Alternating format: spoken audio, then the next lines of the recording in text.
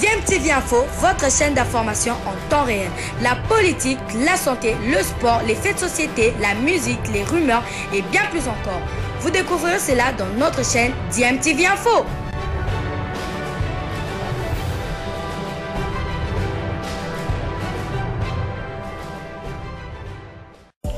Vous êtes sur DMTV, bonjour ou bonsoir, tout dépend de l'heure à laquelle vous nous suivez. Tout plaisir est pour nous de vous retrouver, mais surtout de savoir que vous êtes nombreux en train de suivre votre chaîne YouTube DMTV. DMTV qui vous propose l'actualité, vous propose également des analyses et des réflexions sur des sujets d'actualité, sur des faits sociaux, tout simplement sur des réalités que nous observons ici chez nous en République démocratique du Congo. Éliminatoire de la CAN 2025, la Tanzanie ne lâche pas la RDC. Les Taifa Stars sont allés s'imposer en Côte d'Ivoire face à la Guinée sur le score de 2-1. Dans l'autre match du groupe, comptant pour cette deuxième journée menée après l'ouverture du score de la Guinée à la 57e minute par Bayo, les Tanzaniens ont renversé le Sili national en inscrivant 2 buts par Yahya et Saloum respectivement à la 61e et à la 88e minute de jeu. Grâce à cette victoire, la Tanzanie est deuxième du groupe avec 4 points et revient à 2 longueurs seulement de la RDC, leader avec 6 points après sa belle victoire sur l'Éthiopie, 2-0 à Dar es Salaam le lundi dernier. C'est donc une double confrontation RDC-Tanzanie explosive qui nous attend au mois d'octobre prochain pour les comptes des 3e et 4e journées et ces éliminatoires de la CAN 2025. La RDC va d'abord recevoir la Tanzanie avant d'aller jouer en Tanzanie dans le même stade où s'est joué le match contre l'Éthiopie. Est-ce que c'est un avantage pour la RDC d'avoir déjà joué au stade Benjamin Mkapa de Dar es Salaam? Chaque chose en son temps, a dit à Top Congo FM le sélectionneur de la RDC, Sébastien Desabre. On l'écoute. On va faire chaque chose en son temps. Déjà, on va recevoir la Tanzanie chez nous, donc on va déjà bien se concentrer sur ce match. Après, c'est sûr que d'être venu ici, à part pour peut-être Bakai Manga et Fiston Mayele qui connaissent ce stade par cœur, pour les autres c'était aussi une découverte. Donc peut-être qu'on sera un peu moins surpris, mais vous savez, tous ces matchs ont leur vérité. C'est pas la même chose de match en match. La Tanzanie est une bonne équipe. Elle nous avait donné du fil à retordre à la CAN au 3e match de groupe en Côte d'Ivoire. On connaît les joueurs, ce sont des bonnes équipes. De toute manière, aujourd'hui, on le voit avec les résultats encore qu'il y a eu dans ces qualifs de la CAN aujourd'hui. Il n'y a plus de score 5-6-0, ça se joue, donc il faut être patient comme on l'a été ce soir. On a fait une entame timide, c'est vrai, mais on a eu la capacité mentale de revenir dans ce match et puis de s'imposer, on va dire, logiquement sur la seconde période, je pense. Voilà, c'était là le sélectionneur de l'équipe nationale de la République démocratique du Congo, Sébastien Desabre. Oui, la victoire contre l'Éthiopie a fait du bien à tous les Congolais, puisque la RDC commence avec 2 victoires, les contraires de ce qui s'est passé lors des éliminatoires de la CAN 2023 où la RDC avait commencé avec 2 défaites. La victoire est saluée par tous les Congolais, je l'ai dit. On va écouter Jean Dédieu Mukendi qui est analyste sportif et qui est content de cette victoire malgré ses débuts poussifs de la RDC. Oui, puisque les Éthiopiens ont été bien meilleurs que le Congolais en première mi-temps lors de cette rencontre en comptant pour la 2e journée des éliminatoires. C'était probablement les matchs pièges de cette phase aller pour les Léopards qui ont su finalement maîtriser leur sujet malgré un début de match laborieux avec ces 2 actions pratiquement éthiopiennes qui auraient pu être concrétisées en un but pour faire mal aux hommes de Sébastien Desabre. Mais dans l'ensemble, saluons la prudence de l'équipe de la République démocratique du Congo parce qu'elle devait jouer à la prudence. Voilà pourquoi les sélectionneurs français avaient opéré certains changements. Mais dommage pour lui que les changements opérés par rapport aux 11 qui avaient commencé contre les Sili vendredi à Kinshasa n'ont pas apporté gain de cause. C'est notamment avec Shadrach Akolo ou encore Gaël Kakuta, qui ont tous été pratiquement transparents dans les jeux. C'était que du brouillon. On n'a pas vraiment senti leur présence sur terrain. Mais dans l'ensemble, je crois que le match s'est bien passé. Une prestation moyenne des Léopards avec beaucoup de réalisme et surtout Bongonda qui a rattraper ses erreurs du match contre la Guinée vendredi à Kinshasa, qui a marqué ses somptueux buts, qui apporte quand même du soulagement aux hommes de Sébastien Desabre avec 6 points. Les Léopards qui ont fait un pas, certes, vers la qualification, mais celle-ci n'est pas encore acquise.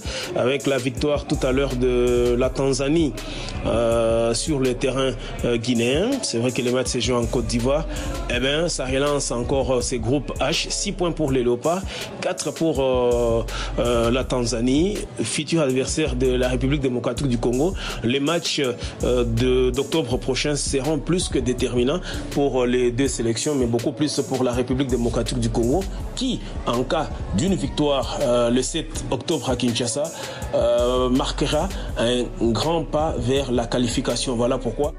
Voilà, c'était la Jean-Didier Mukendi qui est analyste sportif. Et oui, en cas de victoire et un nul pour la RDC, donc 4 points sur 6 déjà au minimum pour la RDC lors de cette double confrontation face à la Tanzanie. Les Congolais pourraient déjà avoir leur qualification pour la prochaine édition de la Coupe d'Afrique des Nations qui aura lieu au Maroc en 2025.